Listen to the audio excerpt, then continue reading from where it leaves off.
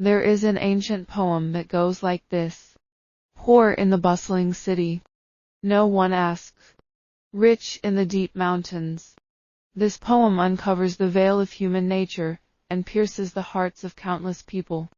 In real life, whether you are parents and children, husband and wife, or relatives and friends, when interests are in front of you, this ancient poem is a true portrayal of Aunt Chi. She told me, as a person, I have principles in doing things. If I am good to me, I will try my best to repay it. If I am not good to me, AmITheA self-statement. I am 55 years old this year. My son got married 9 years ago. I stayed in the city for 9 years and helped my son and daughter-in-law raise a pair of children. Now that my grandchildren have all gone to school. Before I went to my son's house to take care of my children, I handed over the keys to my hometown's house to my neighbor, and entrusted her with cleaning and ventilation when she had time. They also took care of the vegetable garden at home. With the help of my neighbors, the house in my hometown is well maintained, and we can move in directly. When I first arrived home, I saw the neighbor's house decorated with lights and lanterns. Seeing the old couple coming back, the neighbor was also very happy and warmly greeted us. I curiously asked my neighbor, Lao Li. My neighbor happily handed me an invitation and told me. Yes. I agreed to my neighbors, discussed with my wife, and decided to give them a red envelope of 5,000 yuan. On the day of the wedding, I gave a big red envelope, and the neighbor was particularly surprised to see it. Oh, you're too expensive. I pushed her off for a long time before she finally took it down, and personally drove us to the wedding site. The banquet was arranged in a high-end 5-star hotel in the county town, offering everything from hairy crabs to other dishes. According to relatives of her family, 3 days ago, it was a relative's 65th birthday in our hometown. According to our relationship, we originally wanted to pretend that we didn't know and didn't pay attention, but he was among the relatives. My husband said, Lin Jihui, his father, I heard you have already returned. You must come to my birthday party then. It's been a long time since we saw each other. Helplessly. After coming back, the old man told me that the dishes at the birthday banquet were very ordinary, and he didn't know what brand of wine it was.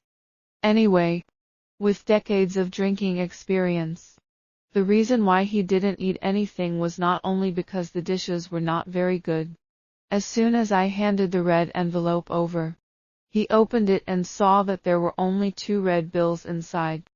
He rubbed them and asked if I had given them the wrong amount. I said, didn't others give so much? He stopped talking and kept staring at me. Before deciding to give the gift, I secretly sent a message to other relatives asking how much they would give, intending to follow the crowd. Most people told me to give 200. Upon hearing this, I understood that he regarded us as the big losers, and thought that our son should give more money if he had a good future. However, when I thought about that incident 18 years ago,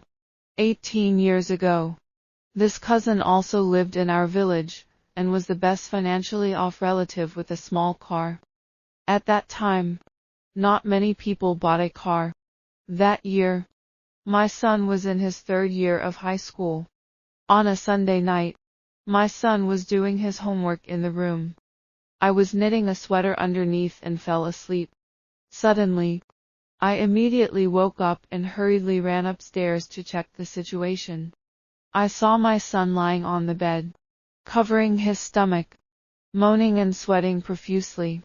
I asked him what was wrong. I was so anxious that I quickly called out to my husband. After checking the situation, he didn't say a word and ran to this cousin's house to knock wildly. We knocked on the door for a long time before the upstairs light came on. My cousin saw us as a couple and asked us angrily, "What's the noise?" I cried and explained the situation to my cousin, pleading for help. But she said that he was not at home and she couldn't drive, so she couldn't help. However, I remember very well that not long ago. Then my sister-in-law ignored us and cursed, and turned off the lights. My husband and I had to find another way. At this moment, I cried and told my neighbor about the situation. Without saying a word, after going to the hospital for an examination, I found out that my son had acute appendicitis and needed surgery. Due to our hasty arrival, the neighbor comforted us not to worry and ran to a nearby relative's house to borrow money to pay for our son's surgery. Since then, our family has had little contact with our cousin's family. As for the neighbors, we have always kept in mind the kindness of saving lives back then. When their family needed it, both of us, husband and wife, would help. Every time my son came back, he would give gifts to the neighbors, and the neighbors also warmly treated us, asking my son not to waste money. That's just a small matter. How could the neighbors not help each other? It's not easy for Juhui to work hard outside. It can be said that regardless of our family's economic situation, and whether we have money or not, in the eyes of our neighbors, my son is a junior. But since my son graduated from college and started working, many relatives, especially my cousin, when we say we don't have time to attend, they all have a polite attitude. If we give the same casual gifts as others, on the second day after giving my cousin the gift, I woke up from sleep and my first reaction was to open my phone and check it. However, I found that there was someone in my relative group who showed me ET. When I opened it, Lin Juhu's father. What do you mean? I've heard that your neighbor married her daughter, and you gave her 5,000 as a gift. Why did you give me 200 for my birthday?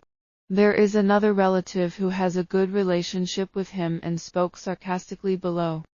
Your son bought a big house in the provincial capital and is promising. You look down on us poor relatives. When my husband told me that my cousin had sent him a private letter requesting an apology, with a compensation amount of no less than 5,000. Otherwise he would no longer recognize our relative. You tell him not to treat yourself like a scallion, thinking that you can do whatever you want. I will never forget about my son 18 years ago in my life. Since I despised us for being poor at that time, and refused to help even when our child was sick, my husband did not reply to my cousin, but instead directly withdrew from my relatives, and asked me to do the same. What's the noise? It's nothing to do. You just withdrew?